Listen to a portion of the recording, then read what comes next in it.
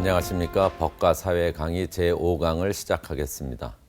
우리는 제1강부터 4강까지 법사의학이란 무엇인가, 그 다음에 법사의학의 연구 대상과 방법론, 그 다음에 법사의학의 여러 가지 패러다임에 대해서 공부를 해야 했습니다. 지금까지 공부한 것은 법사의학 또는 법과사의 탐구에 있어서의 어떤 기초적인 토대를 마련한 것이다, 이렇게 볼 수 있겠고요. 여러분들은 지금까지 강의를 들으시면서 법사의학 또는 법과사의 탐구라는 것이 어떻게 이루어지는 것이냐라고 하는데 약간의 감을 잡으셨으리라 생각됩니다. 이번 시간부터는 이제 본격적으로 법사의학의 각종 주제에 대해서 들어가 보도록 하겠습니다. 법사의학의 각종 주제라고 하는 것은 우리가 이미 법사의학의 연구 대상 또 방법론 등에서 간단히 살펴보았지만 크게 봐서는 이제 세 틀로 이렇게 나눠질 수 있습니다. 하나는 법사의학의 대단히 중요한 부분이죠. 이것은 여러분들이 일반 실정법학에서 주로 다루는 실정법학의 대상이 되는 부분이보다는 사법과정에 대한 것입니다. 즉 사법과정이라고 하는 것은 분쟁이 발생하고 분쟁을 처리하는 그런 과정에 대한 것이고요. 두 번째는 입법과정에 관한 것입니다. 대부분 일반 실정법학에서는 많이 다루지는 않지만은 법사의학의 중요한 연구 대상으로서 입법 과정이 있겠고요. 마지막은 사회 내에서의 어떤 법 현상, 법과 사회의 관계, 또 사회 내에서의 법의식, 이런 부분들로 이루어져 있습니다. 그래서 이번 시간부터 세 차례에 걸쳐서는 먼저 법사의학의 연구 대상을 사법 과정과 관련되는 것으로서 분쟁 처리에 대해서 살펴보고자 합니다.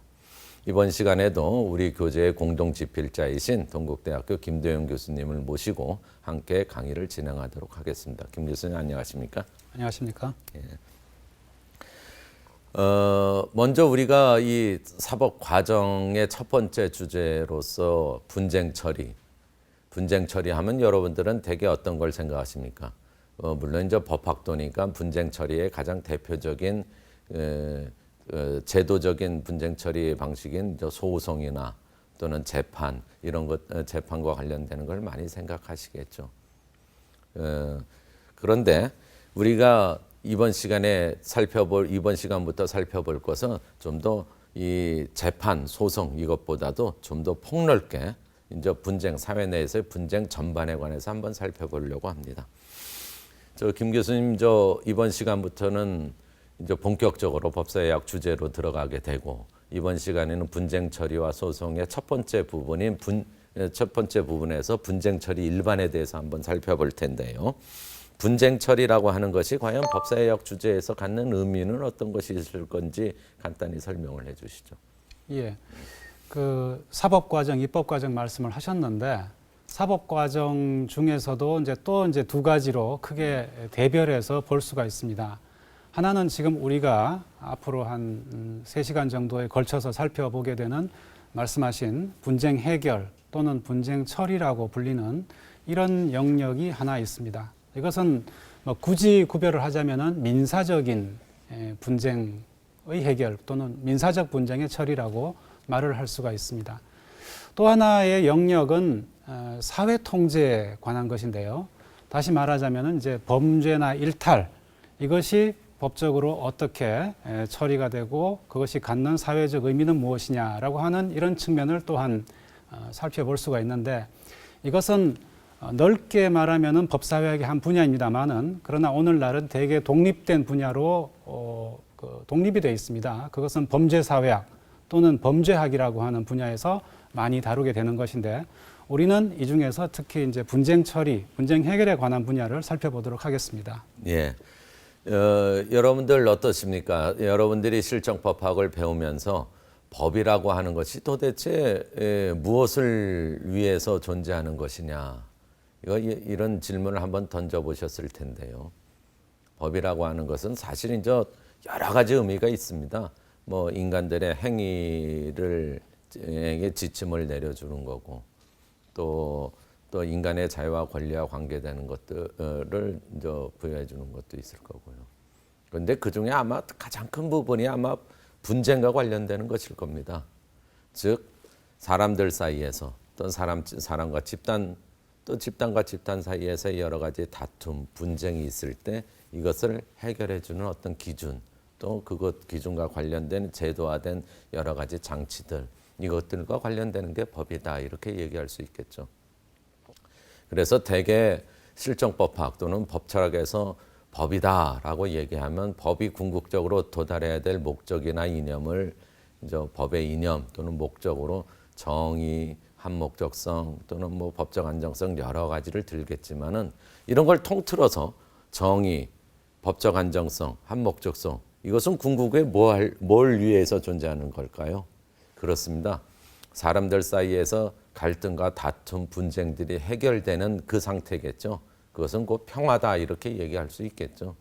그래서 많은 법학자들이 나중에 법과 관련해서 얘기할 때는 법의 궁극의 목적은 곧 평화가 아니겠느냐 이런 얘기들 합니다. 자, 그러면 우리가 이번 시간에 살펴볼 것들은 법사학의 첫 번째 주제인 사법 과정과 관련되는 것인데요. 이 사법 과정과 관련되는 것을 우리는 첫 번째 주제로 분쟁 처리와 소송 이런 주제를 갖고 다루려고 합니다. 그래서 이번 시간은 제일 먼저 분쟁 처리와 관련된 일반론을 한번 살펴볼 거고요. 그리고 다음 시간에는 소송에 대해서 법사학적으로 탐구해 볼 거고 그다음에 마지막 세 번째는 소송 외적인 분쟁 처리 유형들에 대해서 살펴보고자 합니다. 자, 그러면 이제 본격적으로 강의에 들어가도록 하겠습니다.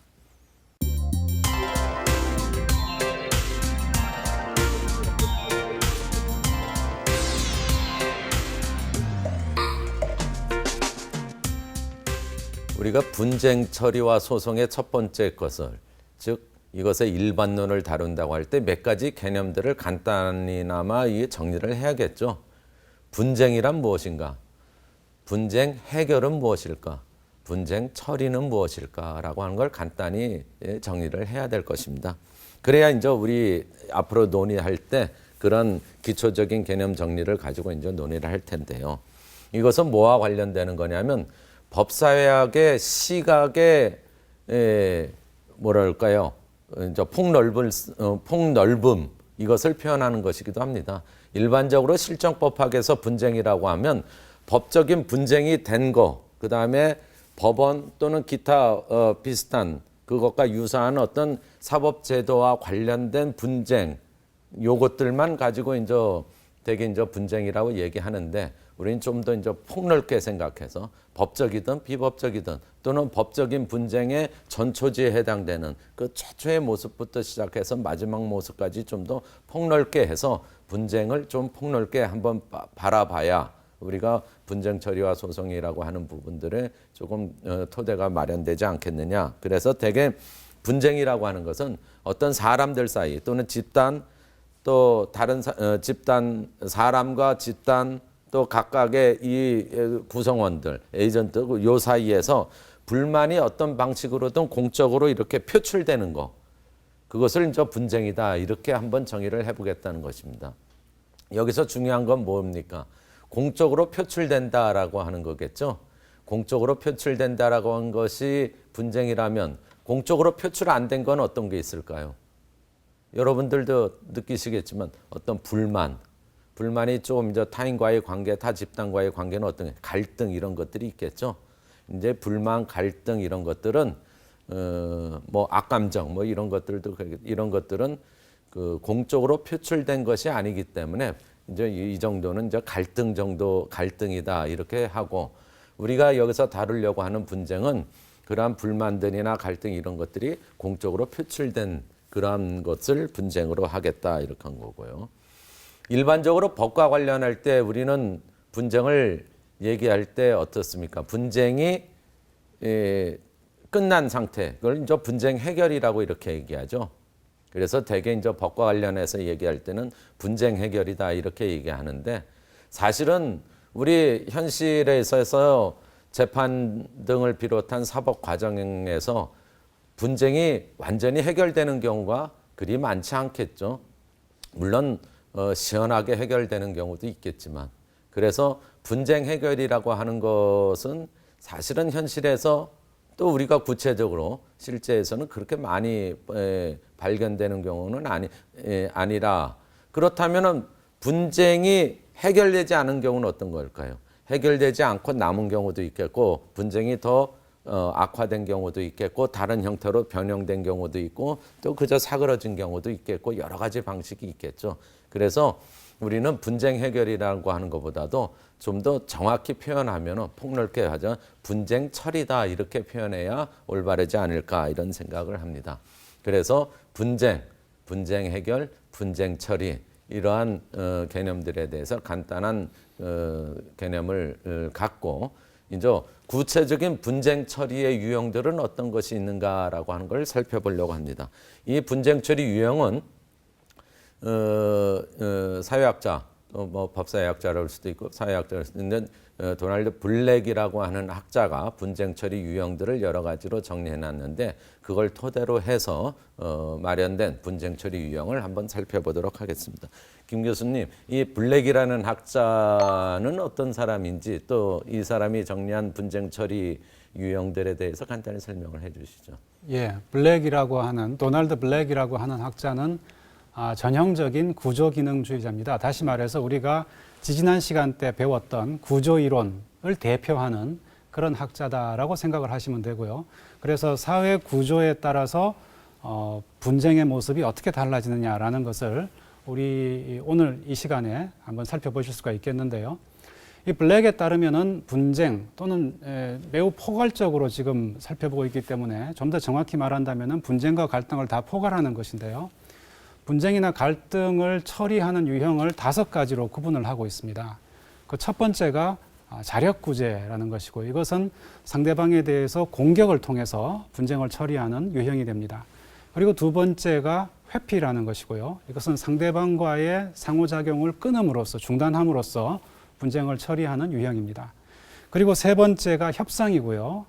이 협상이라고 하는 것은 상대방과의 타협을 통해서 합의를 통해서 분쟁을 처리하는 것입니다. 그리고 네 번째가 가장 좁은 의미의 분쟁